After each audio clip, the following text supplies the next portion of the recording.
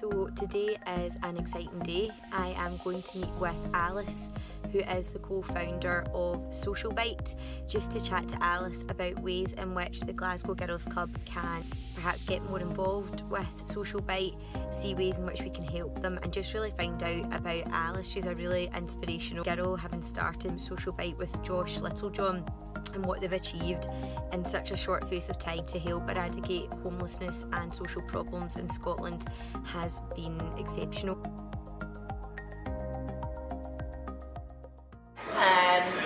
I'm Alice Thompson. I grew up in the Highlands of Scotland, even though my accent is kind of more Kent. And I've been living in Edinburgh for about 10 years. Okay. And I basically was studying event management at QMU in Edinburgh, and after 2 years I decided that education wasn't for me anymore, being that I was going to fail if I kept going. I did the whole thing of like, it's better to like break up with them than have them break up with you. Yes, so I was absolutely. like, leave university. So I thought, leave university before I get kicked out, and I found an events internship online on Gumtree offering unpaid internships, but I thought that I need to do something that sounds like an internship to tell my parents that I'm doing something that sounds good. Being that I just dropped out of university with no plans.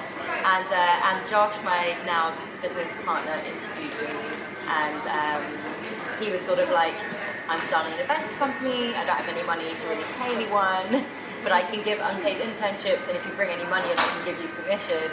And I don't really have a clue what I'm doing yet, but do you want to come on and help me? And I said yes, because I just need something to keep me out of trouble. Yeah. So yeah, that's how I met Josh, and we started in business together for a couple of years. We did a couple of different events, which I think I'll end up having to explain about on the way. Okay, With some of the brilliant, questions, yes. but we did one called Scotland Ski and Snowboard Show, which is here in Glasgow at the SDCC. Brilliant. We did that for a couple of years. The first year we almost went bankrupt, and the second year we made like a 30 grand profit, I think. Brilliant. And that kind of led us along the way. So that's kind of what led me up to, sort of what led me up to Social Bite. Okay, brilliant, great, okay. So tell us about Social Bite then, how did it begin? So Social Bite, so it began because one of the ski show we were doing, that was for profit, to try and live. Yeah. But we were also coming up with, Josh came up with this thing called, and he called it the Scottish Business Awards. I think he just thought that if we called it the Scottish Business Awards, people would think it was like the Scottish Business Awards. Yeah, absolutely.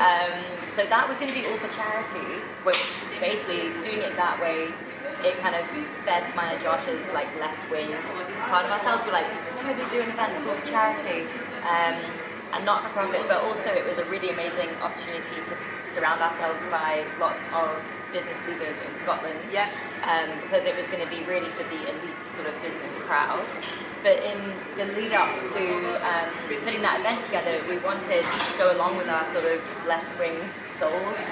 We wanted like quite a business maverick kind of guy to come and be the keynote speaker at that event. So we came across this book by a guy called Mohammed Yunus. He's a Nobel Peace Prize winner from Bangladesh, and he had come up with all of these amazing social businesses, and he invented microfinance, which is like a whole other, I could talk on that for half an hour. It's pretty amazing, and we wanted this guy to come and be the keynote speaker at the Business Awards, because we wanted someone to come over and basically say, you know, while everyone was patting themselves on the back and saying how brilliant we are for making all of our money this year, someone very prestigious to come out and say, no, like this isn't the point of business, and this isn't the way I do things, and this is what I believe we should do for society, and maybe there's something I could teach you all to give back to your own communities. We thought it was kind of cool to bring someone in and then drip feed this information to the most powerful people and try and create some social change. And during that process, we went to Bangladesh to try and convince Mohammed Yunus to be the keynote speaker. Brilliant. And it was that week in Bangladesh that made us go, okay, we've got to sell the ski show because we don't really care about it. We're only doing it to make money and get by. Yeah. And we should invest any money we make directly into starting a social enterprise. And that's kind of how we came to do Social Bite. Brilliant, that's some story. Yeah, Brilliant. yeah. And so where is Social Bite today then? So it started in Edinburgh. So it started in Edinburgh with just one shop on Rose Street, and then we expanded to have another shop in Edinburgh on Shannon Place, but we've got 2 now in Glasgow as well. We've got one on Vincent Street, where we are today. Yeah. And we've got one on Buffalo Street just around the corner. Probably a bit too close, and we're thinking about rejigging the way that the Glasgow shops work and maybe having like an amazing store somewhere in a more better location. Okay. But that's all kind of in the pipeline right now. That's so exciting. no decisions have been made, but conversation is going, which is really good. Brilliant. And exciting. And so yeah, we now have 5 shops. We've got one in Aberdeen as well. Okay. A central production kitchen in Livingston, which is where we make all of our own products from every day.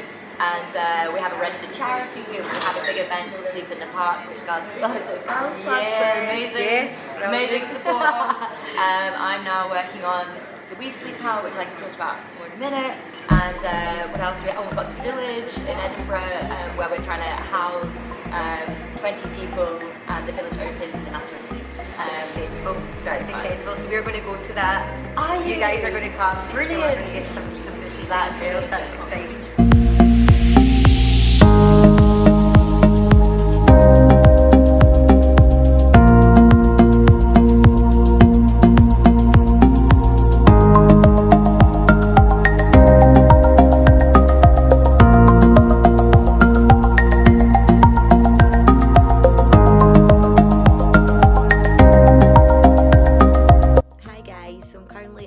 Social Bite Village, created by the amazing team behind Social Bite. It's completely inspirational. They've done so well, and they're going to have experts in helping people with their own development to get them back into normal society. So it's been really, really great. What is your role in Social Bite? What's like an average day like for Alice? Okay. Yeah, so I saw this question before, and like I don't really have an average day. Okay. I suppose most of my days are in the office, but then I end up taking a lot of meetings, or like I do public speaking. Yeah. And you did TED Talks? I did a TEDx talk in Glasgow. I did the Glasgow TEDx talk. Excellent. It was really fun. It was a really amazing experience. Like they really helped me like hone my public speaking skills and stuff. I'm very appreciative of them. But yeah, my position I suppose is I'm co-founder and director on the board, but my sort of day-to-day role is now brand ambassador. Brilliant. Which has been great because it means I'm not operational anymore the last few months, and I've been able to start looking around and coming up with my own things that I want to do for the charity, and that is the Sleep Out. But on top of that, I'm able to get back in touch with some of the hundreds of people that get in touch asking if I can do things like this. Yes, thank you. Or whatever. So there's somebody now that can come and fill those little gaps. Yeah. Okay, great. So, what would you say is the most rewarding part of your job then? I can imagine there's a lot. Yeah, I'd say like the first few years for me personally, it was working with the members community, meeting them, getting to know their names and feeling like there was a couple of times, so it's kind of sad I suppose, but there was a couple of times I went past 1 or 2 of our homeless customers that had like collapsed on the street in the middle of the night or middle of the day, and it looked like they had like bleeding heads and things. And but it was nice as I was going, oh, that's Ronnie, and I phoned the ambulance and I was able to speak to him and felt like I could help on a personal level. Yes. And I had a relationship with them, so they trusted me in that environment. So little interactions like that, as well as like feeding the community every day, because I used to work in the shops a lot. Yeah. That was very rewarding. I'd say now, these days, for me, the most rewarding part of my job is being able to use my creativity. Yes. The main thing being at the moment is that I've been able to try and design this Sleep Out program we're doing, which is basically a sleep in the park for under 16s, but allowing them to use their own entrepreneurial skills to create their own events all over Scotland. And in being able to do that, the reason I guess I feel rewarded with that is that that's raising a lot of money to go into the park for the 800 Homes campaign, which is what I'll also talk about in a minute. But that's the rewarding thing for me these days. Great. So I can imagine emotion plays a huge part in your role. How do you deal with that, like on a day-to-day basis, when you're seeing people lying in the street and you're having people looking to you for help? How do you deal with that? Yeah, I think first few years, truth be told, just not very well. Didn't have any real skills. In that I was like 20 when we started Social Bite, so I was really I was lucky that I had a counsellor for a mum, so I had someone who was constantly like asking about my feelings, asking me to analyse my feelings and be emotionally intelligent, I suppose, in that sense. So I had equipped myself with those skills in that sense. Yeah. So I was just able to use empathy. But yeah, it is an emotional thing, but it's also, like we were saying before, the rewarding part ends up coming into it like on days where I felt like this is really hard to see the brutal truth of the poverty that's on our own streets.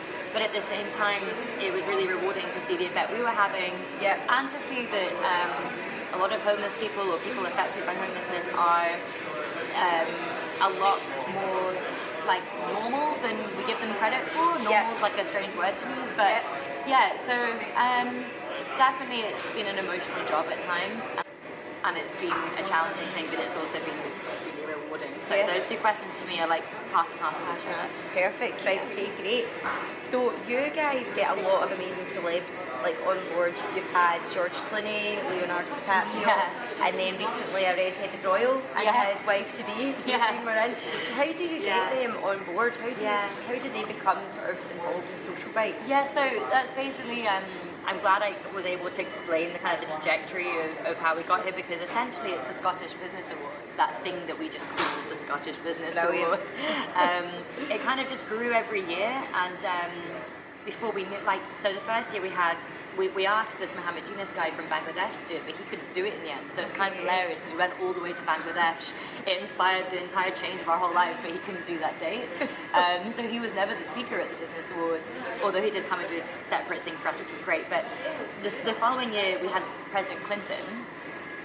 And then from there, it was a lot easier to say, hey, Richard Branson, would you come and do the Business Awards that Bill Clinton did last year? And then from there, George Clooney, and then from there, Leonardo DiCaprio. So they, they don't charge a fee, but they charge a fee for their charity. I mean, they have their own charities that they're massive ambassadors of, and that they have a responsibility to raise a certain amount of money for every year. And they do things like this, I think, all year round to raise money for their charities. So we just simply, in keeping with giving all the profit to charity and all of the money from that event going to charity, we just paid the charity for them to come, and that's how you get their attention. Because these people, like, they have speaking agents and things that will speak to you if you're trying to organise something like that. And then we just neatly tied to their contract, like Angie must pop into a Social Bite shop. And then, hey presto, the press think that George Clooney was like, oh, I've heard about this thing called Social Bite, and I'm going to fly over and be pictured with the homeless staff. But it's been an amazing tool for us, and they've been really amazing getting involved. And George Clooney particularly was, taking pictures of all the ex-homeless staff and really wanting to learn about what we were doing, and gave donations and things, which was incredible. And then, Meghan and Harry got in touch off their own back. I think maybe George Clooney and Leonardo DiCaprio put us on the map a bit. And so they just got in touch with us and said, we're coming to Edinburgh and we'd love to come and see what you guys do. And I think maybe Meghan Harry seemed like he was very passionate about homelessness. I keep saying to him, he seemed passionate to the point of frustrated, I think, about homelessness. And probably coming from his background, it probably feels quite difficult to see that. Yes. And then Meghan Markle was saying, she's volunteered at soup kitchens and things before, and she's been very involved in grassroots projects in LA. So I think they got in touch with us basically just because they liked what we were doing. So that was amazing. That's the first time people have just come to us. I know, and they're so prominent at the moment as well. So that's mad. Brilliant evergreen content for you. Yeah. Excellent. So part of the brilliance of Social Bite is the fact that you actually give homeless people jobs. You help them get back on their feet and get back into what we're talking about as a normal society. Yeah. Can you give us a wee bit of information about the amazing projects that you're working on? Yeah, so I guess when we started Social Bite, we said we'll give all the profit to charity. That's like the way we'll be a social business. And then we met people who were selling the big issue outside, and we said we should be employing these people. There's no reason that they couldn't be doing the dishes inside rather than standing in the freezing cold in November. And the big issue is amazing, by the way. We love the big issue. Absolutely, absolutely love them. It's where we got some of our best workers from. But we thought, there's something else we could be doing here. So we started employing ex-homeless staffers. We always advertise as a quarter of our staff, but in truth, like, a lot of the time it's been more than that. But I guess we're only promising to do a quarter. But usually more. And then from there, and then we're giving profits away as well. And then from there, we started doing I think we started thinking about all the support that was required to help employment be sustainable for a homeless person. Some of the guys we were working with were some of the people with the most complex needs, with the most troubling backgrounds and the most challenging behaviour. So I think we realised quite quickly that we couldn't do well, maybe not quickly enough, but in the first couple of years, after having like a really difficult couple of years, we realised that there was a lot more support that needed to go in to help a homeless person really make employment sustainable, because it's an entirely new environment for them, entirely different group of people for them to be around than the people they grew up with around the streets.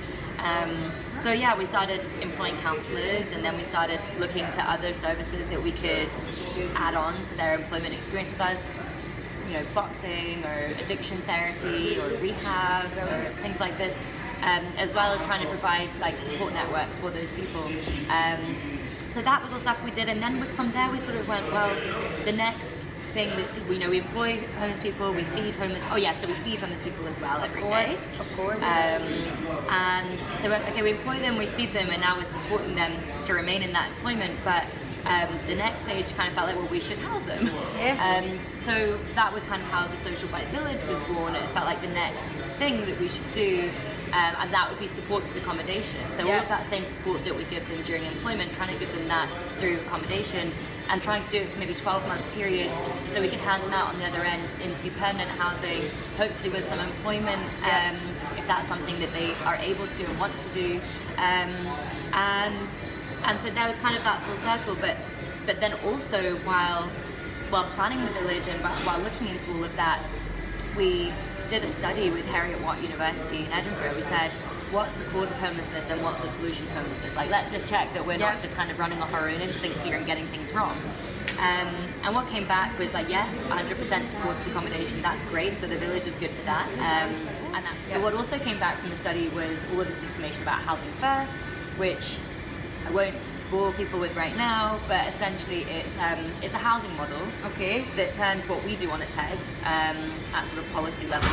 And it says basically, instead of climbing a ladder to prove that you are deserving of social housing, that you're sober or employable or physically disabled, like these are things you kind of have to prove to get prioritized to get into social housing.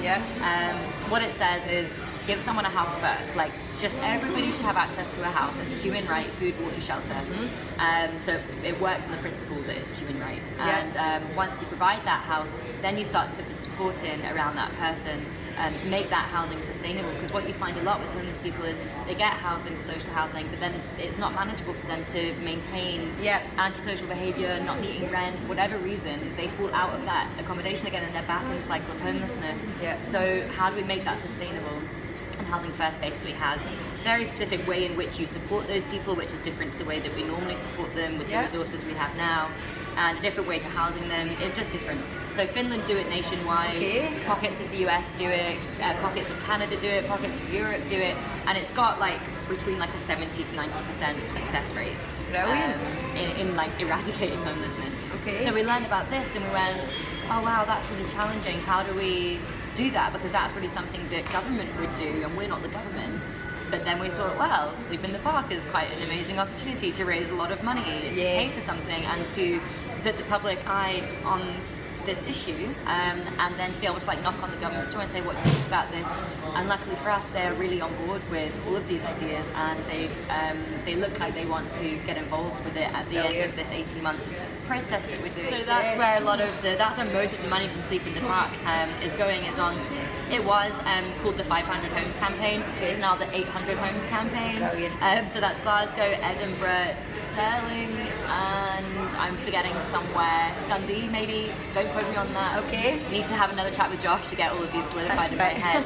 But yeah, so there's all these different all these different housing associations and councils that have said we want to take part in this, and yeah, it's just that's one of the big things for us right now is the 800 Homes campaign, and trying to use Housing First to the best of its ability, and building a collaborative movement. So we're working with amazing organisations who have been in this industry way longer than us, like Crisis, Rinnian, Streetworks, Turning Point, all of these amazing people. Turning Point already do a housing first initiative in Glasgow with about 40 odd houses. Okay. So they have like a lot of experience and knowledge, and we're working with them to design how it should look and how it should work for the 800 Homes campaign.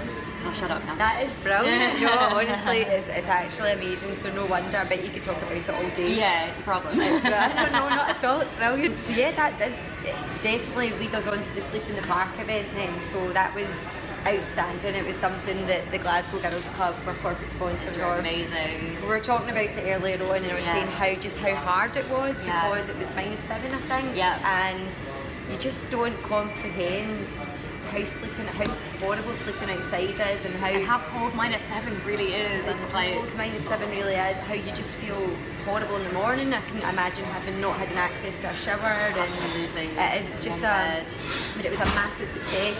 Yeah. How much did you raise in the end? I'm going to get it wrong. Over 4 million, just over 4 million. That is absolutely incredible. Yeah, it's incredible. And the stuff that money is going to do is, for me, just the housing first stuff, and also funding some grassroots projects. All of those sorts of things are just amazing. It's amazing when we come together what we can do, and I think Social Bite are good at creating an environment for people to come together and do stuff like that. So was that 3,000 people that slept out? No, that was 7,000. 7,000 people. We invited 9,000. We tried to have 9,000 people do it, but you have lots of people who drop off last minute.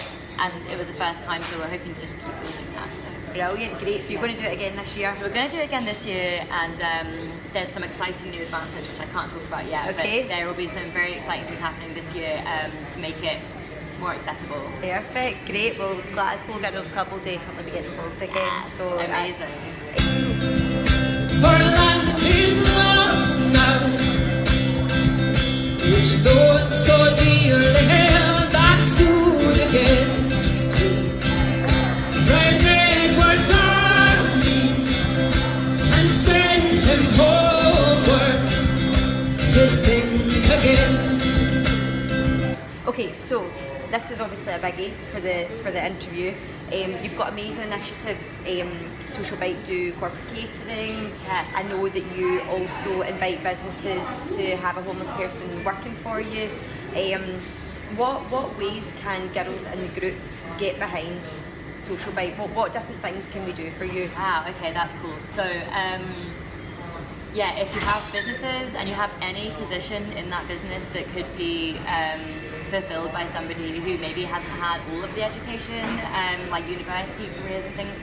Although you would be surprised, we have had ex-homeless staff who are studying PhDs. Okay. And they had to drop out of their studies, and they didn't complete their PhD until they came to work with us, and then they went back and completed it. So incredible. That's not always the case, but if there are any positions that could be done by somebody who comes from a troubled background, make a pledge so that we have partners that we work with homeless people under the Social Bite Academy, and we hope to pass them out to employment or at least work experiences.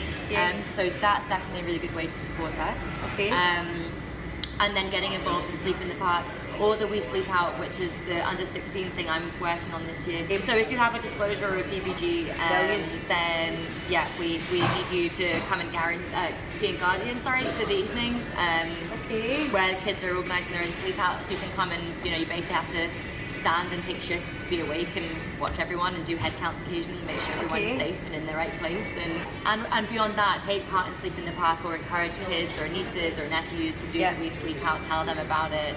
Just spreading the word, fundraising, but there are lots of ways. Perfect, great. And one of the main things is just come into the cafes and enjoy the coffee. Please and be enjoy customers. You're doing a better job of this than me. We need customers. And corporate catering as well. I forgot to mention that. Corporate catering is the biggest income for the company, so I really should have mentioned that. I would like people to use us for their corporate catering fees. Yes, exactly. Perfect. Okay, there you go, girls. That's what to do. Okay, so what are your dreams then for Social Bite? Where do you want to take? How big is it going to get? What's the next plan? I don't think there's anything that's off limits for Social Bite at this point. I would like to see us creating a really successful Scottish model, and being able to go, okay, we have a blueprint that we know works, and then being able to replicate it elsewhere. So I would like to see us in Manchester. I know that Manchester have a huge conscience about homelessness, and I think it would work well there. I would like to see it in London. I'd like to see it in LA. Like Skid Row is just one of the biggest problems for the planet, and like there's not enough help and resources over there. Yep. So I would like to see it expand, but at the same time, like I would like to settle down and have kids one day. So I don't know. I know. Depends how much we can get done. I know. I'm sure I can hand the baton over to much more equipped people than me, who are already surrounding ourselves by who can do better job than I can do. Not but at all. Look, I agree.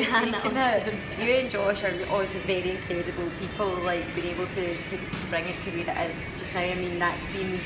How many years have you guys been kind of really... This will be our 6th year. It was our 5th year anniversary in August last year. And look at that. I mean, that event last year was one of the biggest events ever, and this is only your 6th year, so that's you cool. guys are doing really something really cool. Brilliant. Well, thank you so much. Thank Alice, for you. taking the time to speak with us. Thanks for getting in Thanks touch. for watching, guys. Not at all. Thank you.